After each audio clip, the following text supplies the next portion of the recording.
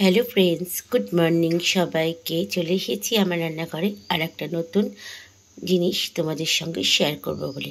আজকে আমি কোনো রান্না শেয়ার করছি না, আজকে আমি করছি হচ্ছে একটা টোটকা।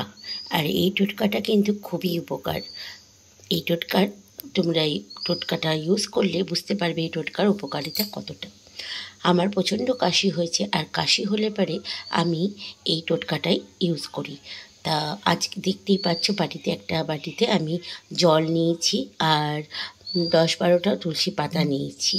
আমি এখন বানাবো কাঁড়া, আর এই কাঁড়াটা খেলে কিন্তু ম্যাজিকের মতো কাশি কোথাও যেন উধাও হয়ে যায়।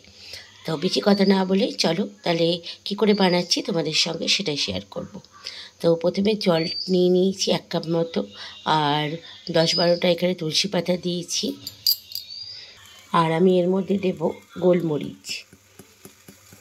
গোলমরিচের ভাগটা একটু পরিমাণটা বেশি দেবে, তাহলে গলার মধ্যে খুব সুন্দর একটা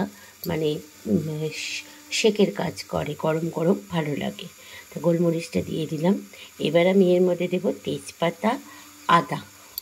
তো এখানে দেখো আমি এত বড় সাইজের একটা আদা নিয়েছি, আদাটাকে ভালো করে থেতো করে নেব।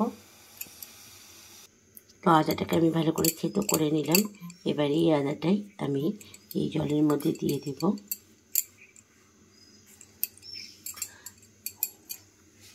এবার দেব এর মধ্যে 2টো তেজপাতা আর সামান্য পরিমাণ চা।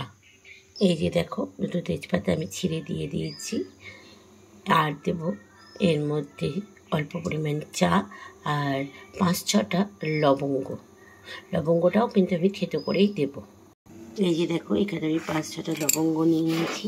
এবার লবঙ্গটা থেতো করে নেব। লবঙ্গটাও দিয়ে দিয়েছি। দেখো এটা আমার ভালো মতো ফুটছে। এবার সামান্য পরিমাণ চাটা একটু দিয়ে দেব।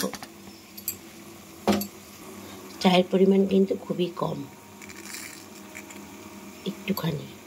এবার ভালো মতো এটা ফুটতে দেব। যেহেতু আমার সুগার আছে তার জন্য আমি কিন্তু এখানে কোনো চিনি ইউজ করছি না। তোমরা চাইলে একটু চিনি দিতেই পারো, কারণ তাহলে একটু মিষ্টি মিষ্টি খেতে ভালো লাগবে।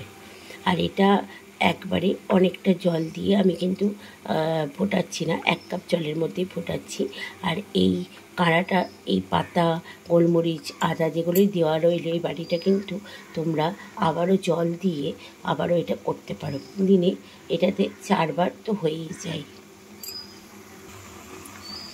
যখনই আমার ছোটোবেলায় কাশি হতো তখনই মা আমাকে এইভাবেই কাঁড়াটা করে খাওয়াতো, আর 2 দিনের মধ্যেই কাশি যেন কোথাও উধাও হয়ে পালিয়ে যেত।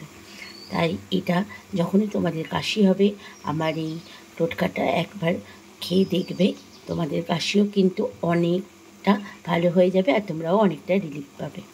যেহেতু আর আগেই বললাম আমার যেহেতু সুগার, সেহেতু আমি এখানে চিনি ইউজ করছি না, কিন্তু আমি এখানে ডাবরের মধুটা ইউজ করব। কিন্তু মধুটা জলে দিলে পারে ওর অ্যাকসেন্টটা নষ্ট হয়ে যায়, তার জন্য মধুটা আমি কাপের মধ্যেই দিয়ে নেব যখন এটা ছাঁকবো। তো হয়ে গেছে আমার কাঁড়া রেডি। এবার চলো গরম গরম এটা কাপের মধ্যে এটাকে ঢেলে নিই।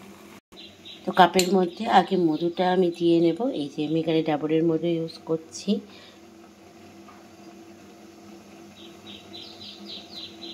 এইবার আমি কাঁড়াটা যেটা করেছি সেটা এর মধ্যে দেব। তো রেডি হয়ে গেছে আমার কাঁড়া। তাহলে এই রেসিপিটা তোমরা কিন্তু অতি অবশ্যই ট্রাই করবে। আর এটা রেসিপি বলবো না, এটা টোটকাটা তোমরা অতি অবশ্যই ট্রাই করবে। আর আমাকে জানাবে কমেন্টস করে যে এটা খেয়ে তোমরা কীভাবে উপকারিতা পেলে। ঠিক আছে, তাহলে আজকের মতো রাখছি এই ভিডিওটা। দেখা হচ্ছে আবার একটা নেক্সট ভিডিওতে।